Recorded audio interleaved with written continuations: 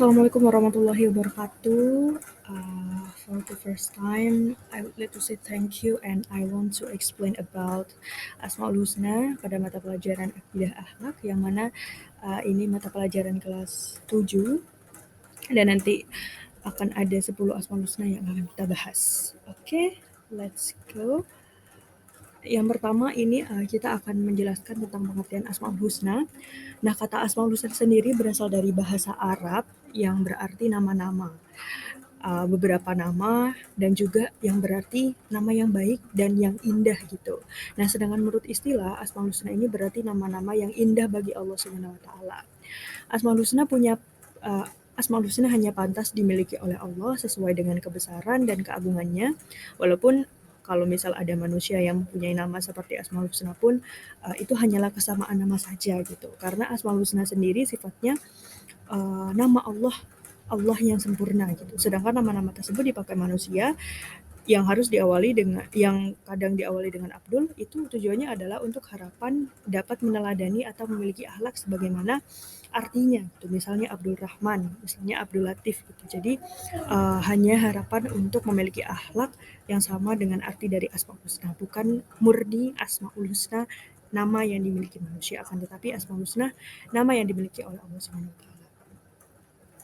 Nah, di sini ada beberapa cara kita untuk memahami sifat-sifat atau nama-nama Allah, Asmaul Husna khususnya. Ini ada beberapa nama yang bakal kita bahas nanti. Yang pertama adalah Al-Aziz yang artinya Maha Perkasa, Al-Basit, Maha Melapangkan Rizki, Rahmat dan juga Nikmat, Al-Ghaniyyu yang artinya Maha Kaya, dan Ar-Rauf yang artinya Maha Pengasih. Nah, ini ada beberapa gambar contoh dari representasi atau bukti bahwa Allah itu maha dari segala hal sesuai dengan namanya gitu. Yang pertama ada ini gambar alam semesta, ada galaksi yang menunjukkan bahwa Allah Maha Perkasa.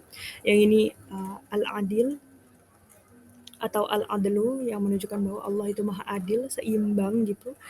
Dan terakhir adalah ada buktinya keseimbangan alam dan lautan gitu, yang artinya Allah itu Maha melapangkan, Allah Maha Adil, Allah Maha Kaya gitu. Seperti itu.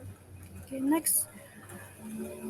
Nah, selanjutnya kita akan membahas Asmaul Husna yang pertama yaitu Al-Aziz yang artinya Allah Maha Kuat, Maha Hemogoni gitu.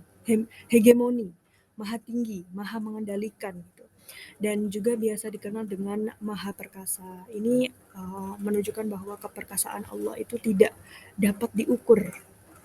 Ini juga sudah ada dalam surat Yasin ayat 1-5 yang artinya, wahai Yasin Muhammad, demi Al-Quran yang penuh hikmah, sesungguhnya engkau sungguh adalah termasuk para rasul yang berada di atas jalan yang lurus yang diturunkan oleh Allah yang Maha Perkasa dan Maha Bijaksana. Ini adalah salah satu ayat yang menunjukkan bahwa Allah itu Maha Perkasa. Oke, selanjutnya adalah Al-Basit yang artinya Maha Melapangkan rizki, Maha memberi nikmat dan Maha memberi rahmat gitu. Allah itu Maha melapangkan rizki hambanya, rizki makhluk yang ada di muka bumi ini, seperti itu. Jadi rizki apapun yang kita dapatkan itu sumbernya adalah dari Allah, seperti itu. Yang selanjutnya adalah Al-Ghaniyyu yang artinya Maha Kaya. Artinya segala sesuatu yang ada di muka bumi ini itu adalah milik Allah. Dan itu yang menunjukkan bahwa Allah itu Maha Kaya. Seluruh yang ada di langit, galaksi, laut, hutan, gunung, bahkan semuanya itu adalah ciptaan Allah. Dan itu menunjukkan bahwa Allah Maha Kaya. Selanjutnya adalah Ar-Rauf, artinya Maha Pengasih. Nah, di sini disebutkan bahwa Allah disebut Ar-Rauf yang berarti Allah adalah zat yang maha memberikan belas kasihan. Dalam hal ini belas kasihan terjadi antara sesama manusia atau terhadap makhluk ciptaan Allah, yang lain berbeda jauh dengan belas kasih yang senantiasa diperlihatkan Allah kepada ciptaannya. Karena Allah Maha Pengasih dan Maha Penyayang kepada seluruh makhluknya tanpa terkecuali. Jadi ini dapat disimpulkan bahwa belas kasih yang diberikan oleh Allah kepada makhluknya itu berbeda dengan belas kasih yang diberikan oleh manusia kepada sesama makhluk. Justru kuantitasnya lebih beda ya, lebih banyak yang diberikan oleh Allah. Nah, selanjutnya adalah Al-Bar. Al-Bar yang artinya maha baik. Dialah Allah Tuhan yang maha dermawan, maha melimpahkan kebaikan. Dan dialah Allah yang menganugerahkan aneka anugerah untuk kemaslahatan makhluknya. Anugerah yang sangat luas dan tidak terhingga walaupun terhadap manusia yang durhaka kepadanya, namun dia tetap melimpahkan kebaikan kepada mereka. Jadi meskipun kita sering melakukan dosa, meskipun kita sering melakukan maksiat, tapi Allah itu maha baik, Al-Bar, maha melimpahkan kebaikan. Maka sesalah apapun makhluknya, Allah akan melimpahkan kebaikan kepadanya. Nah, selanjutnya adalah Al-Fattah yang artinya maha membuka, maha menenangkan. Allah Subhanahu wa Ta'ala maha pembuka pintu rahmat kepada seluruh makhluknya. Dia juga sang pembuka dan pemberi jalan keluar terhadap masalah-masalah kehidupan makhluknya. Ada beberapa hal yang sulit diatasi oleh manusia, seperti kekayaan yang tidak kita miliki, hati yang terkungkung oleh kesedihan dan persoalan-persoalan yang sulit diselesaikan.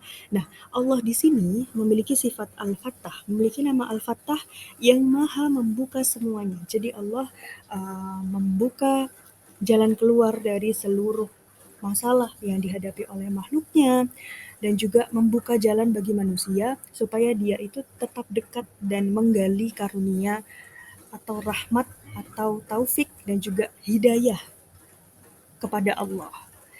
Maka dari itu kita sebagai makhluk harus senantiasa menjalankan perintahnya dan menjauhi segala larangannya, karena hati manusia tidak ada yang tahu, dan Allah ini istilahnya ada di setiap kondisi yang sedang dimiliki oleh makhluknya. Seperti itu. Nah, yang selanjutnya adalah Al-Adal, yang artinya maha adil. Di sini menunjukkan bahwa Allah itu maha adil. Adanya langit dan bumi, adanya kiri dan kanan, adanya siang dan malam. Itu adalah salah satu contoh yang menunjukkan bahwa Allah itu maha adil, maha seimbang, menyeimbangkan gitu.